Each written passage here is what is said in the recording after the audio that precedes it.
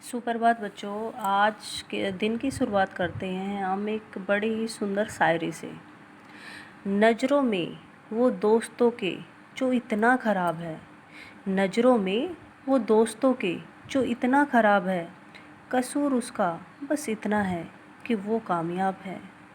कसूर उसका बस इतना है कि वो कामयाब है। बच्चों, अब तक हम अपने 4 चौपाइयाँ पढ़ चुके हैं और आज शुरू करते हैं हम 5वीं चौपाई। तो 5वीं चौपाई हमारी, तुम तो काल हाक जनु लावा। काल मीन्स समय को, हाकना मीन्स बुलाना। बार बार मोई लागू बुलावा, कि यहाँ पर लक्ष्मण परशुराम से बोले, मुझे ऐसा लग रहा है मानो आप काल को, हाक मीन्स आवाज़ लगाकर, बार बार उसे मेरे लिए बुला रहे हो। सुनत लखन के बचन कठोरा, परसु सुधारी धरु कर घोरा। अब लक्ष्मण के कठोर वचन सुनकर परशुराम अपना फरसा धारण कर लेते हैं। अब जनी देही दोष मोहि लोगू। अब वो क्या कहता है, परशुराम जी कहते हैं कि यहाँ पर जितने भी सभा में उपस्थित गण हैं, लोग हैं, वो मुझे अब दोष मत देना। कटु बादू, कटु बादू मीन्स कड़वे वचन बोलने वाला। बालकू बालक, बद जोगू, कि यह कड़वे वचन बोलने वाला बालक वध के योग्य है। बाल बिलोकू बहुत मैं बाचा, यानी इसको अभी तक मैंने बालक समझकर बहुत बचाया है। ठीक है। अब ये हूँ मर निहार बा साचा। अब यह सच में ही मरने वाला है, अब मैं इसको क्षमा नहीं कर सकता। कौशिक कहा क्षमु अपराधु। कौशिक, अब विश्वामित्र जी कहते हैं उठकर कि हे मुनि, बाल दोष गुण गनी न साधु, कि हे मुनि, इस बालक का अपराध क्षमा करे। साधु कभी भी किसी बालक के गुण और दोष नहीं गिनते। खर कुठार मैं अकुरन को ही, आगे अपराधी गुरुद्रोही। एक तो यह मेरा जो कुठार है, यह मेरा जो फरसा है, यह बड़ा ही कठोर है। ये मैं तो फिर भी दया रहित हूँ, क्रोधी हूँ स्वभाव से, दया करता हूँ, लेकिन जो ये मेरा फरसा है ये बड़ा ही कठोर है, इसमें यह दया से रहित है। और दूसरा, इसने तो गुरुद्रोह किया है, गुरु का अपराध किया है ना। गुरु के सामने ये सवाल जवाब कर रहा है, गुरु से उत्तर दे रहा है, तो उत्तर देत छोड़ बिन मारे, केवल कौशिक सील तुम्हारे।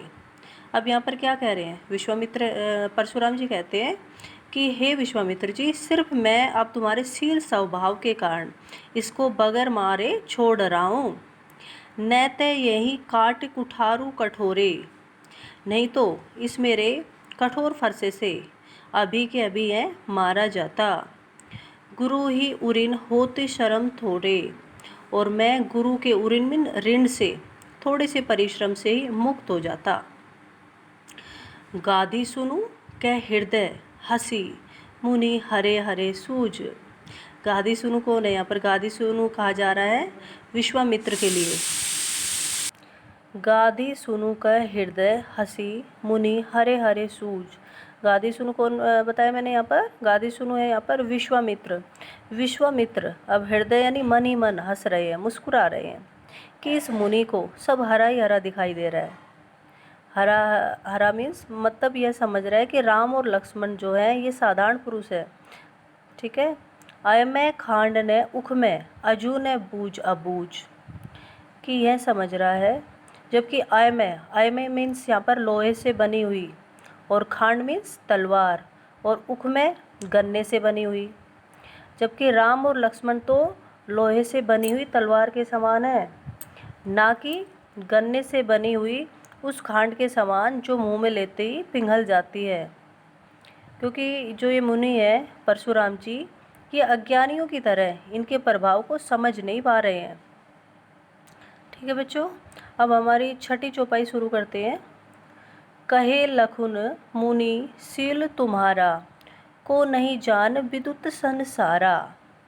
अब यहाँ पर लक्ष्मण ने परशुराम से कहा कि हे मुनि, आपके शील स्वभाव को इस संसार में कौन नहीं जानता, वह संपूर्ण संसार में प्रसिद्ध है। आपका शील जो स्वभाव है वो तो संपूर्ण संसार में प्रसिद्ध है।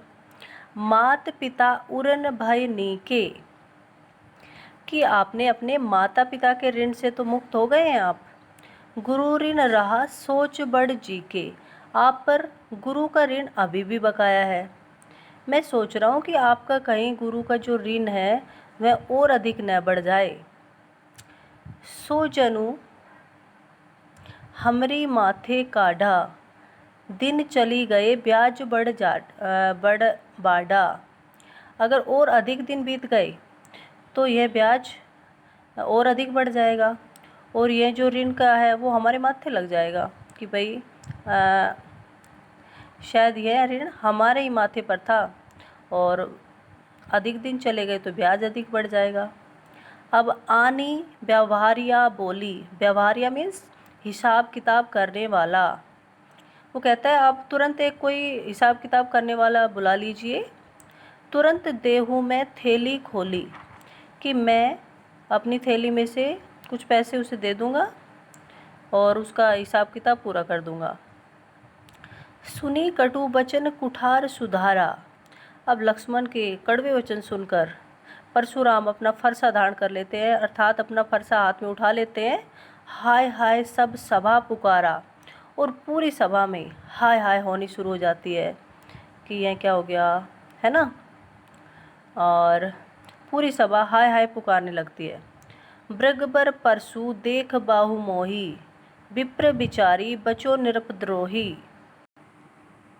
लक्ष्मण बोले कि आप मुझे, हे मृगबर यानी हे ब्राह्मण देवता, आप मुझे क्या फरसा दिखा रहे हो।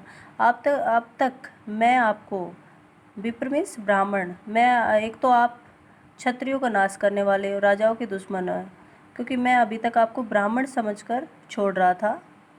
मिले न कबू सुबट रण गाड़े, कि आपको कभी रणभूमि में कोई क्षत्रिय मिला नहीं है। द्विज देवता गरी के बाडे, कि हे ब्राह्मण देवता, द्विज देवता मीन्स ब्राह्मण देवता, आप घर में ही अपनी वीरता के कारण फूले फले फिर रहे हो, अर्थात अत्यधिक खुश हो रहे हो। अनुचित कई सब लोग पुकारे, रघुपति सैनई लखुन नवारे। अब लक्ष्मण के ऐसे वचन सुनकर सभा में जितने भी उपस्थित लोग थे वो सभी क्या कह रहे हैं कि यह अनुचित है, यह अनुचित है कहकर पुकारने लगते हैं। तो यह देखकर श्री राम लक्ष्मण को आंखों के इशारे से रोक देते हैं। लखन उत्तर आहुति सरिस ब्रग बर कोपू कृशानु, कि लक्ष्मण के उत्तर परशुराम की जो क्रोध अग्नि होती है उसको और अधिक बढ़ा देती है। बढ़त देख जल सम बचन बोले रघुकुल भानु, यानी इस क्रोध की अग्नि को बढ़ते हुए देखकर रघुवंशी यानी सूर्य राम लक्ष्मण के वचनों के विपरीत जल के समान शांत करने वाले वचनों का प्रयोग करते हुए परशुराम जी से लक्ष्मण को क्षमा मांगने की विनती करने लगते हैं। ठीक है बच्चों, अब हमारा यह चैप्टर पूरा कंप्लीट होता है। राम लक्ष्मण परशुराम संवाद कंप्लीट है और इसके ठीक है। धन्यवाद बच्चों।